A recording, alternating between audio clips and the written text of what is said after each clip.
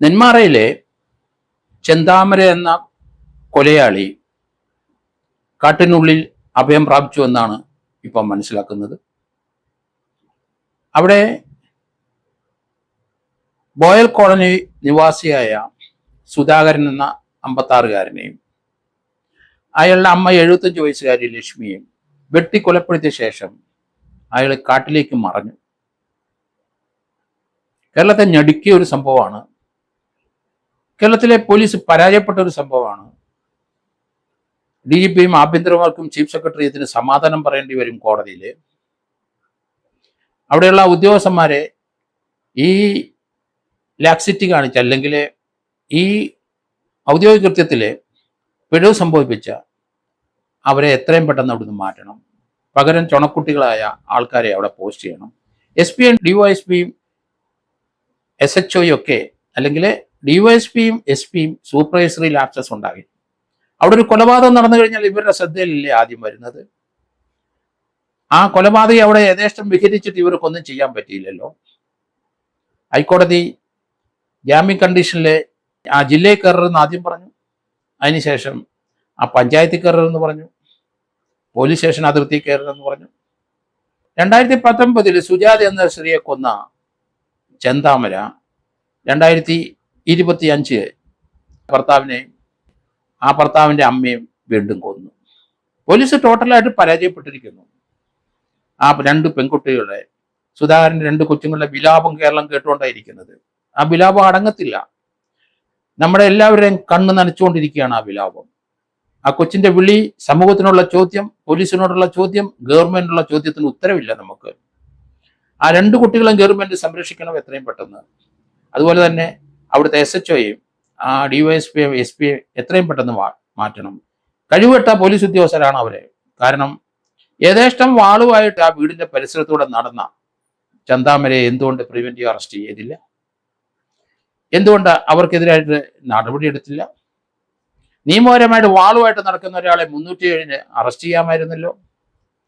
അതവർ ചെയ്തില്ല. ടോട്ടലായിട്ട് പരാജയപ്പെട്ടു. ആ കുട്ടിയും ആ കുട്ടിയുടെ പിതാവ് സുധാകരനും പോലീസ് സ്റ്റേഷനിൽ പോയി കാലു പിടിച്ച് പറഞ്ഞു, ഞങ്ങളെ കൊല്ലും. ഇപ്പം ആ പ്രതി അവിടെ നിന്ന് ഓടി ഒളിച്ചു അരക്കല മലയിൽ കയറി കഴിഞ്ഞു. കഴിഞ്ഞ പ്രാവശ്യം സുജാതയെ കൊന്നിട്ട് അരക്കല മലയിൽ അയാൾ കയറിയിരുന്നു. ഇയാളൊരു അന്ധവിശ്വാസിയാണ്. ഇയാള് മന്ത്രവാദത്തിൽ വിശ്വസിക്കുന്ന ആളാണ്.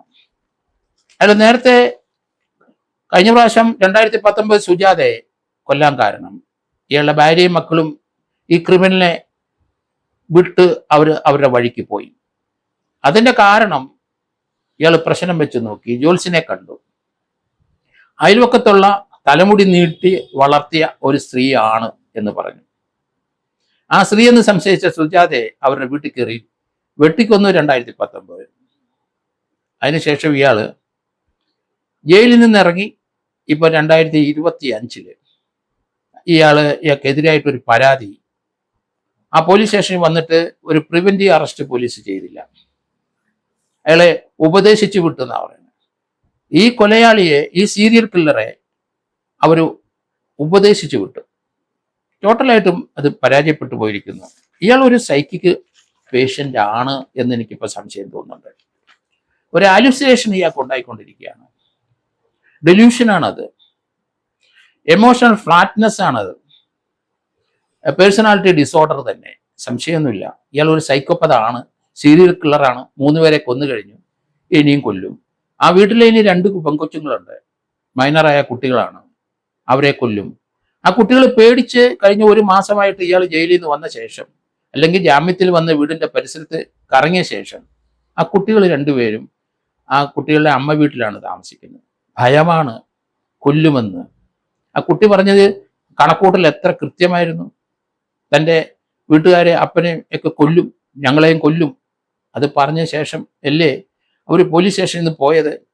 നടപടി എടുക്കണ്ടായിരുന്നു, പ്രിവെന്റീവ് അറസ്റ്റ് ചെയ്യണ്ടായിരുന്നു, ചെയ്തില്ലല്ലോ. പോലീസ് പരാജയപ്പെട്ടിരിക്കുന്നു അവിടെ. ഇപ്പോൾ 3 ജീവൻ എടുത്തിരിക്കുന്നു. അതിനുശേഷം അയാൾ കാട്ടിക്കയറി. ഇയാൾ ഒരു സൈക്കോപ്പത് തന്നെ, അതിന് സംശയമൊന്നുമില്ല.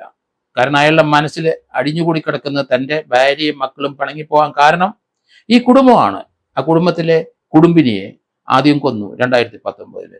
വീണ്ടും ഇപ്പോൾ 2025 അവരുടെ ഭർത്താവിനെ അമ്മയും കൊന്നു. ഇനി ആ വീട്ടിലെ 2 പെൺകുട്ടികൾ മാത്രം മിച്ചം. അതുങ്ങൾ ഭയപ്പെട്ട് കഴിയുകയാണ്. ഇവൻ കാട്ടിക്കേറി, ഇവൻ ഇനിയും ഇറങ്ങി വരും.